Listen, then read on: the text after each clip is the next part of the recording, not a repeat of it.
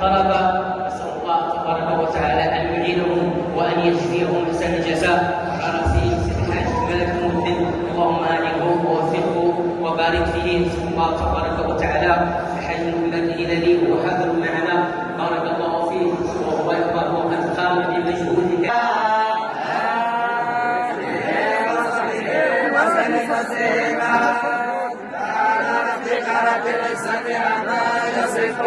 وسلام على المرسلين والحمد لله.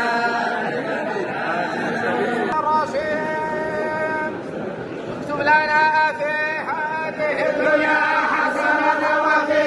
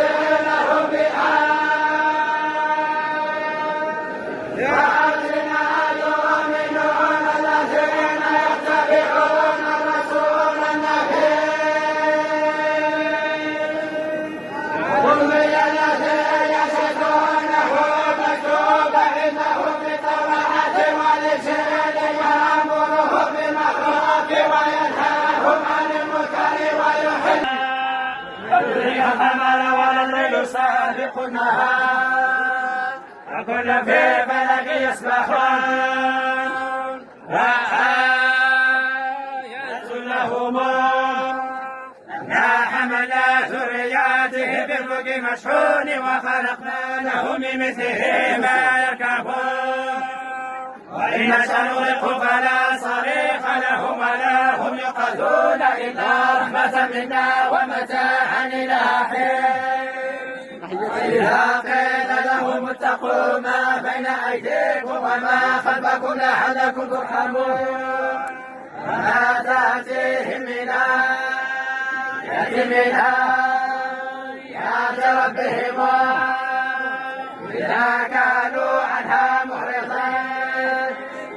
إذا قيل لهم انفقوا مما رزقكم الله قال الذين كفروا للذين آمنوا لأقطعن أيديكم وأرجلكم من خلاف ثم